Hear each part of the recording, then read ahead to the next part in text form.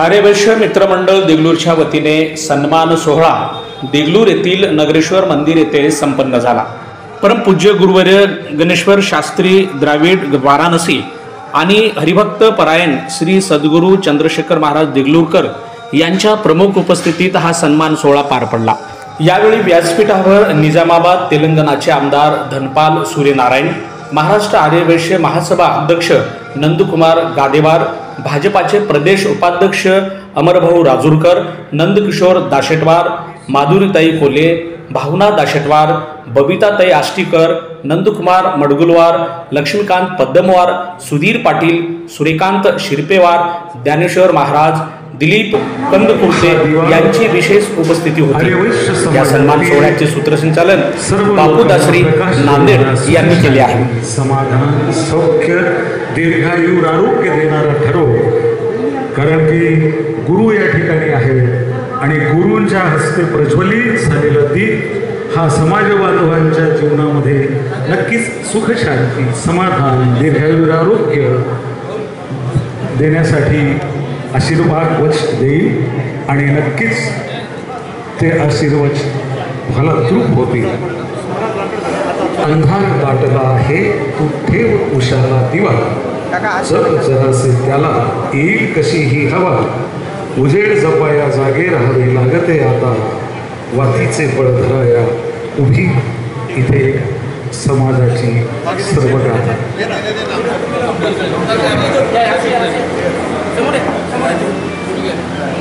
त्याला हातावर पडेल वापरतो साईड पडतं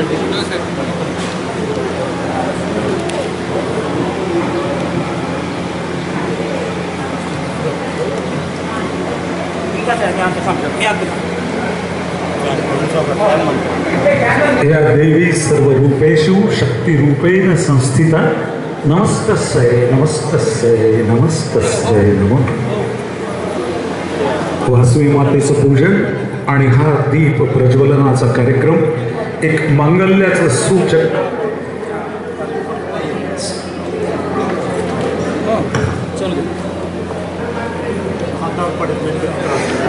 श्री अनंत महाराज चितकीकर आणि ब्रह्मवंदाला मी विनंती करतो की त्यांनी वेदमंत्र घोषाला सुरुवात करावी।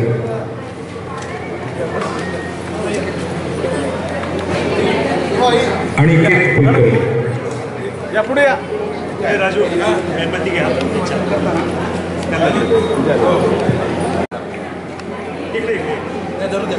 अनिकेत कुलकर्णी माईक कडे यायचं।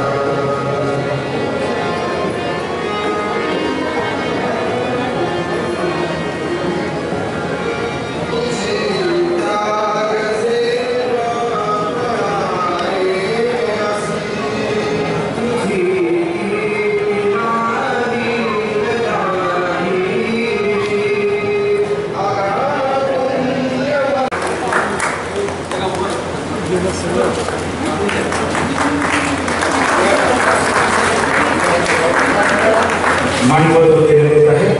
एक नृत्य सोहळा आर्यवैश मित्रमंडळ देगलूर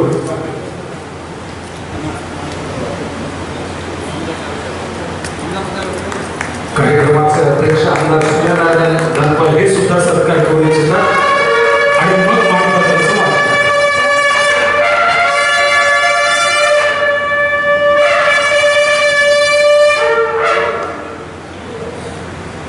कार्यक्रमाचे अध्यक्ष आमदार धनपाल सर हे गुरूंचा सत्कार करतील आणि मग मानपत्राचं वाचन रेवती देशपांडे रेवती देशपांडे या मांडे देगलूरकरांच्या सकल आर्यवैश्य समाज आणि आर्यवैश्य महासभेच्या वतीने आपण गुरुवारांचा या ठिकाणी सन्मान केला.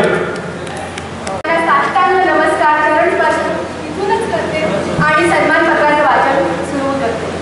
तर तुम्ही आई बाबांना आठवण करून आई बाबांना वंदन करून त्यांच्या पुण्याचं फळ म्हणून आम्हालाही गुरुजी लाभले आणि आज हा सन्मान सोहळा पाहण्याचा करण्याचा आम्हालाही त्यात सहभाग घेण्याचा वाटा मिळाला. त्यामुळे त्यांचंही इथे वंदन करून सन्मान पत्राच्या वाचनाला सुरुवात करते. विद्वत वरेण्य प्रातःस्मरणीय पंडित प्रवर पूज्य गणेश्वर शास्त्री येथील तिरुविसनल्लूर येथील आपले मूळ पूर्वज प्रकांड पंडितांची राजधानी काशी विश्वेश्वर येथे स्थायिक झाले. तेथील धर्ममार्तंडांनी 36 दिवस घेतलेल्या आपल्या ज्ञानाच्या कठोर परीक्षेने प्रभावित होऊन त्यांनी आपल्या पूर्वजांनी चालवलेली भारतीय संस्कृतीचे सेवा कार्यही पुढे करत राहण्याची अनुज्ञा तुम्हास दिली. 9 डिसेंबर 1958 रोजी वाराणसीतील रामनगर येथे आपला जन्म झाला. 1921 साली आपले पूज्य पितामह लक्ष्मण शास्त्री काशी स्थित वल्लभराम शालिग्राम सांगवेद विद्यालय त्यांनी स्थापन केले.